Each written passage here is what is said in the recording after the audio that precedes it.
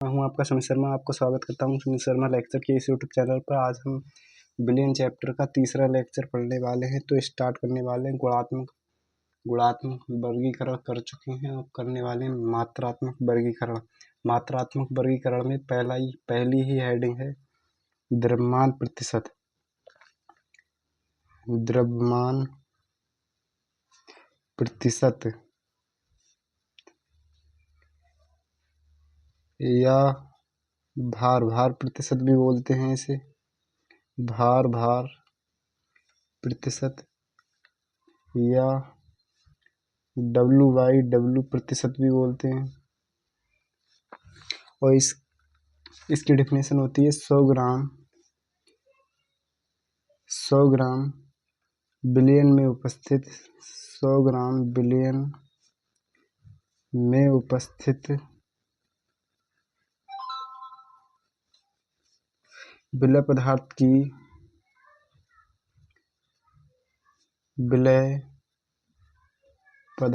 की ग्राम्स में मात्रा को द्रव्यमान प्रतिशत कहते हैं। द्रव्यमान प्रतिशत कहते हैं। 100 ग्राम बिलियन में उपस्थित विलय पदार्थ की ग्राम्स में मात्रा को द्रव्यमान प्रतिशत कहते हैं। और इसका फार्मूला होता है W/W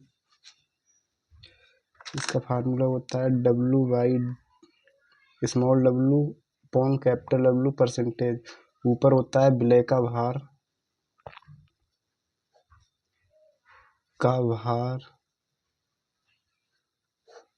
अपॉन बिलियन का भार, और दोनों ग्राम में होते हैं। और परसेंटेज निकालना है तो इंटू 100। और इसका उदाहरण देख लेते हैं।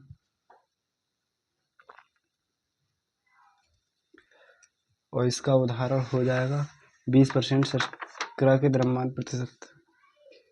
20% शर्करा W/W परसेंटेज के जलीय विलयन से तात्पर्य है कि 20% शर्करा W/W के जलीय विलयन से क्या तात्पर्य है? तात्पर्य तो यही होगा सर, विलय का भार कितना है, विलायक का भार कितना है, विलयन का भार कितना है। तो इसमें लिख लेते हैं शर्करा क्या है, इसमें है विलय। शर्करा का भार और जल का भार, जल इसमें है विलायक। अरे खाली विलयन थोड़ी बन जाएगा चीनी का, शर्करा के जलीय विलयन बोल रहा है, इसीलिए जल भी है उसमें। जल का भार और पूरा विलयन का भार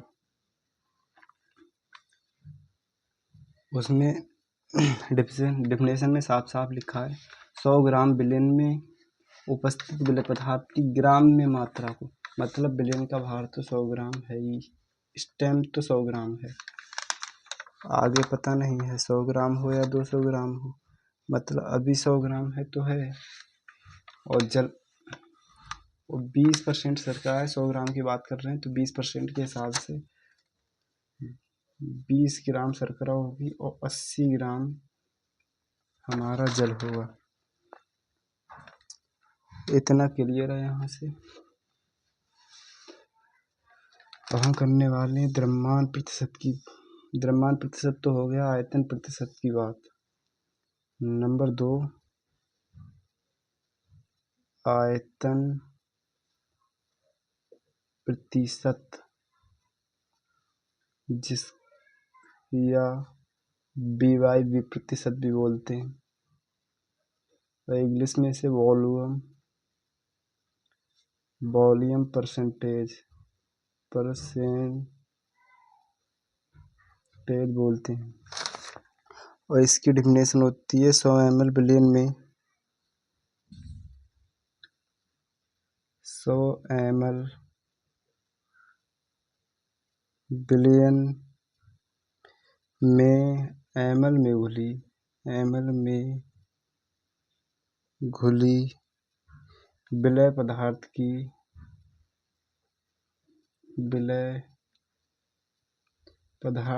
की मात्रा को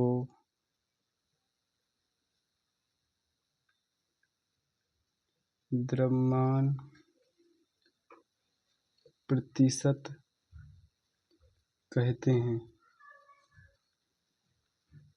100 ml बिलियन में घुली विलय पदार्थ की मात्रा को द्रव्यमान प्रतिशत कहते हैं। इसका फार्मूला होगा V/B परसेंटेज विलय का आयतन ml में अपॉन बिलियन का आयतन ml में, और परसेंटेज निकाल लें तो 100 से गुणा आयतन प्रतिशत हो गया। 100 ml बिलियन में ml में घुली विलय पदार्थ की मात्रा को आयतन प्रतिशत कहते हैं यार, आयतन प्रतिशत कहते हैं। तो हम इसका उदाहरण देख लेते हैं।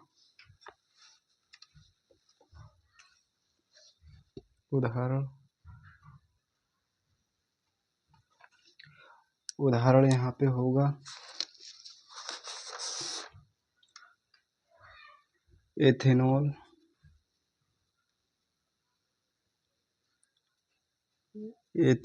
का जल में 10% विलयन का तात्पर्य है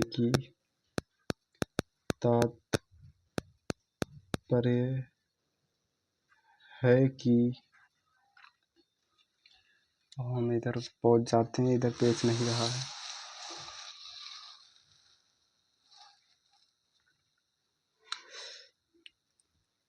एथेनॉल का जल में 10% विलयन का तात्पर्य है कि एथेनॉल के विलयन में क्या तात्पर्य है? एथेनॉल मतलब विलय का आयतन, एथेनॉल मतलब विलय का आयतन और जल का आयतन, जल इसमें क्या है? विलायक है, विलायक का आयतन और पूरे विलयन का आयतन, विलयन का आयतन, विलयन का आयतन होगा इसमें 100 ml, और एथेनॉल 10% है तो 10% के हिसाब से 10 ml होगा, और बाकी रहा बचा होगा 90 ml जल। इसका भी उदाहरण हो गया। और तीसरी हेडिंग है इसकी द्रव्यमान आयतन प्रतिशत। द्रव्यमान आयतन प्रतिशत जिसे बोलते हैं WYB परसेंटेज, और इसकी डेफिनेशन होती है 100 ml बिलियन में उपस्थित विलय की विलय की ग्राम्स में मात्रा को भार आयतन प्रतिशत कहते हैं।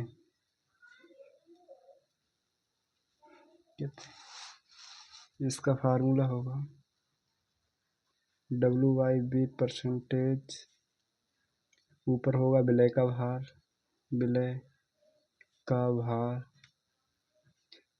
भार होता है ग्राम में, और नीचे विलयन का आयतन ये होता है ml में, और परसेंटेज निकालना है तो इंटू 100 से मल्टीप्लाई। और इसका उदाहरण देख लेते हैं।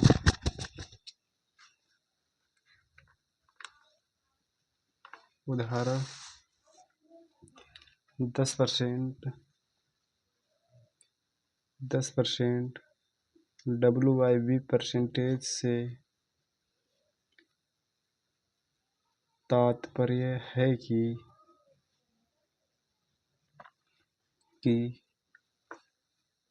मतलब विलय का भार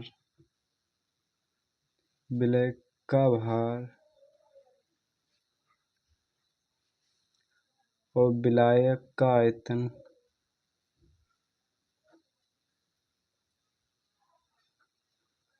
विलायक लिख ले चाहे जल लिख ले, विलायक ही लिख लेते हैं। विलायक का आयतन और विलयन का आयतन विलयन का आयतन तो 100 ml होगा, ये तो सबको भी पता है। और इसमें 100 ग्राम 10 ग्राम विलय होगा, परसेंटेज है 10, और जल होगा इसमें 90 ml। अब आगे चलते हैं यहाँ से। पार्ट्स पर मिलियन,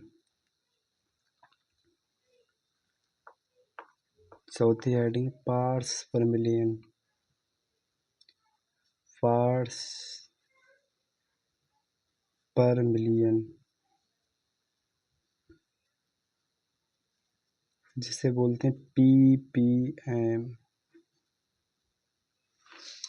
पार्ट्स पर मिलियन का यूज हम तब करते हैं जब विलयन अत्यधिक तनु हो, बहुत ज़्यादा तनु हो, तब जैसे समुद्र में ऐसी जगह पर टेस्ट करते हैं तो ही हम इसका यूज करते हैं।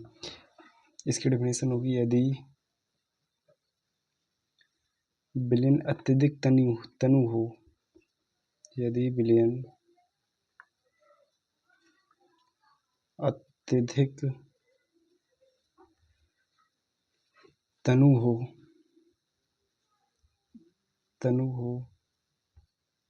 तो विलयन की सांद्रता का मापन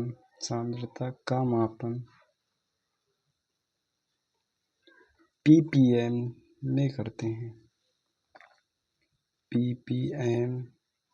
में करते हैं। इसका फार्मूला होगा ppm अवयव के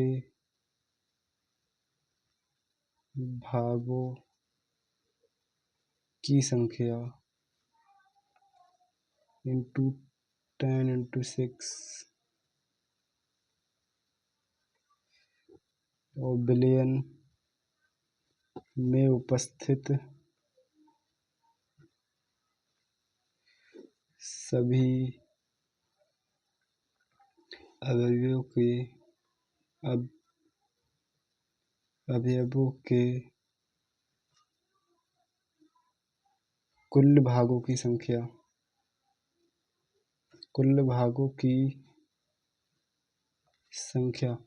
और 10⁶ मतलब 1 मिलियन में 10 लाख होते हैं, इसीलिए 10⁶ में अपना भाग देखते हैं कि हमारा कितना भाग है, इसीलिए 10 × 6 से गुणा करते हैं।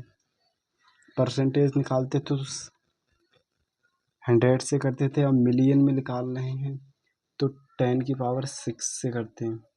और 1 मिलियन में होते हैं 10 लाख, और ये 10⁶ होता है इसके बराबर 1 2 3 4 5 6 1 के बाद 6 0 हो तब। अब आगे स्टार्ट करने वाले हैं। इतना तो हो चुका है। अब आ चुके हैं मोल भिन्न, मोल फ्रैक्शन, मोल प्रभाज, मोल अंश। चौथे पर हैं मोल भिन्न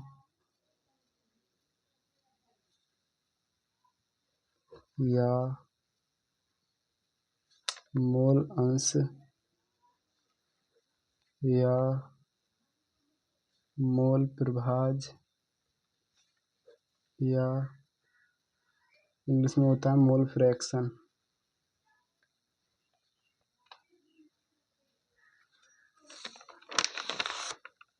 और इसकी डेफिनेशन होती है विलयन में उपस्थित किसी एक घटक के मोल तथा सभी घटकों के मोल के अनुपात को मोल अंश या मोल भिन्न या मोल प्रभाज कहते हैं।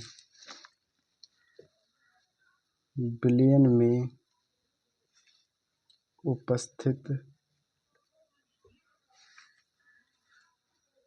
किसी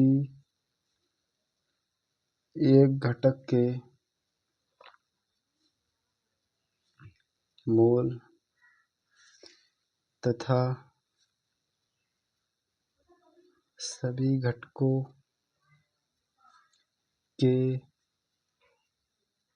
मोल के अनुपात को मोल प्रभाज कहते हैं।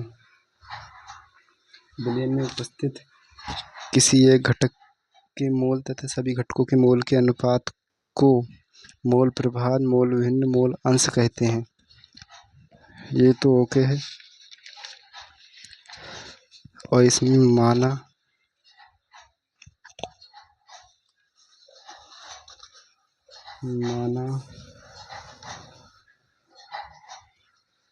किसी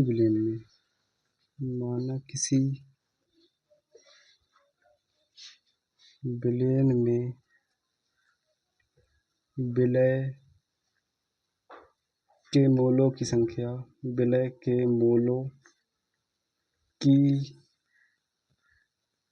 संख्या स्मॉल n है तथा विलायक के मोलों की संख्या कैपिटल N है। तो अब हम फार्मूले देखने वाले हैं।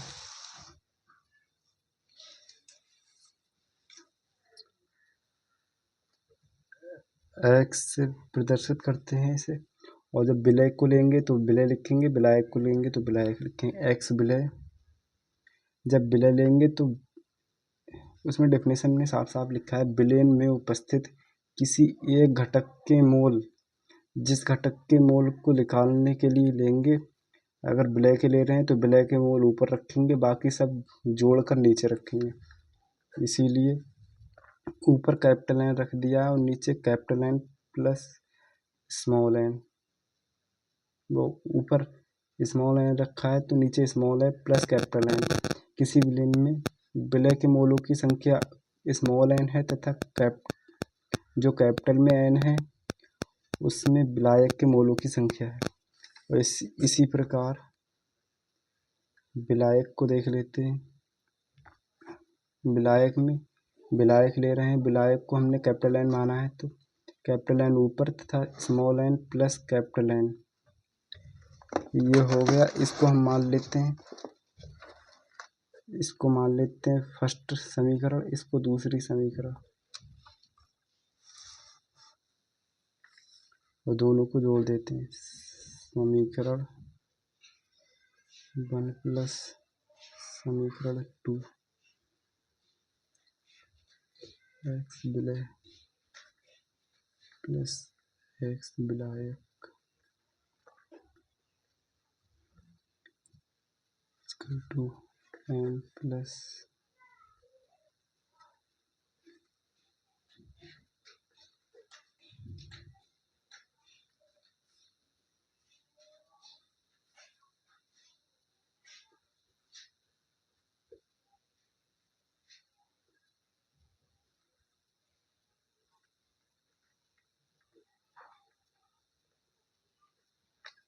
और हम इसका एलसीएम ले लेते हैं। एलसीएम लेने के बाद ये निकल के आएगा n प्लस n x विलय प्लस x विलायक इक्वल टू 1। ये फार्मूला हो गया। इसे न्यूमेरिकल निकालने में बहुत आसानी रहेगी। और ये फार्मूला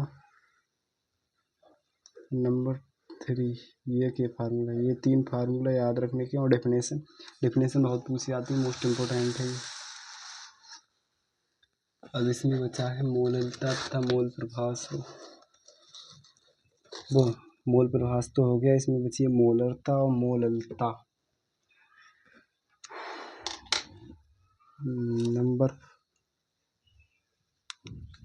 नंबर 5 पे है मोलरता।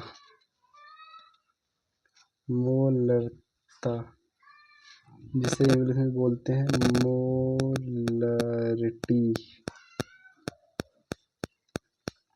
और इसको दर्शाते किससे हैं?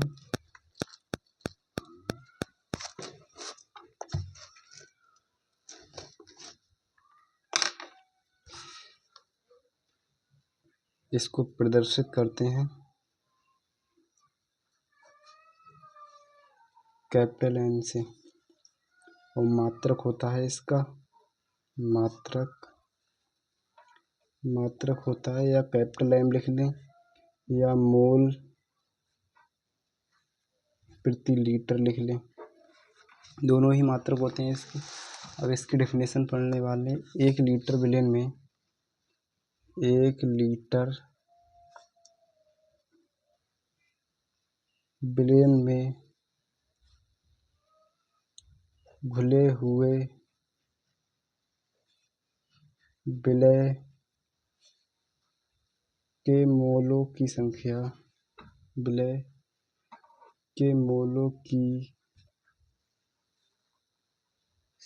संख्या को उस विलयन की मोलरता कहते हैं। 1 लीटर विलेन में घुले हुए विलय के मोलों की संख्या को उस विलेन की मोलरता कहते हैं। और मोलरता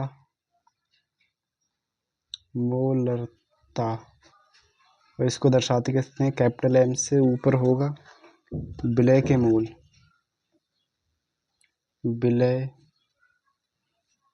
मोल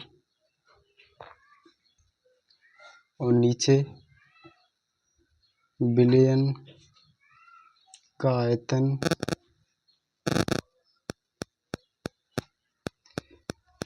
लीटर में।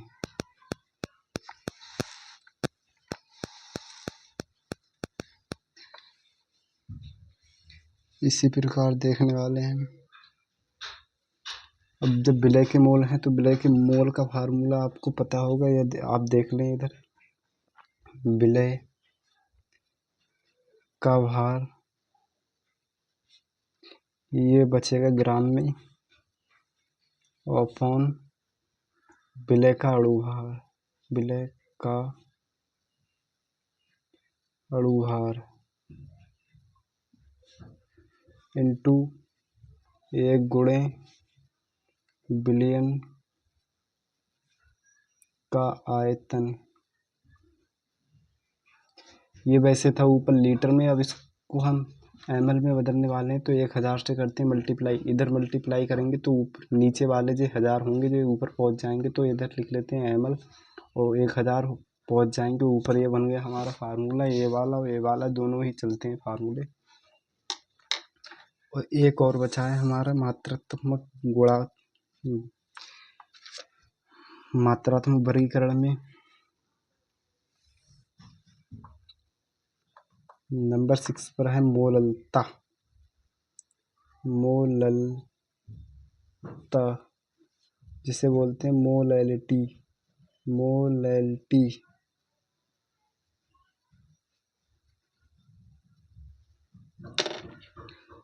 इसकी डेफिनेशन होती है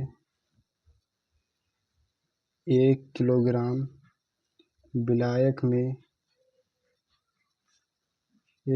विलायक में उपस्थित विलय के मोलों की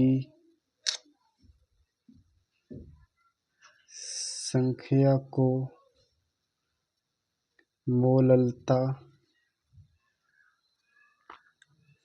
कहते हैं। इसे प्रदर्शित करते हैं स्मॉल m से।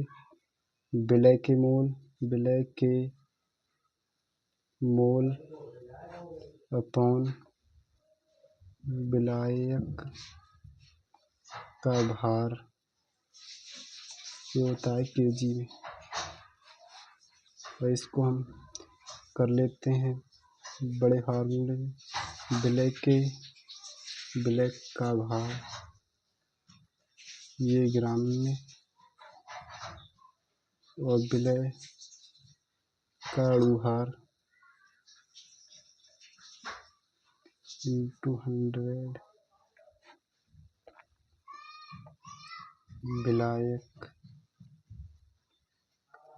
का भार ये होगा ग्राम में। और इसका मात्रक होगा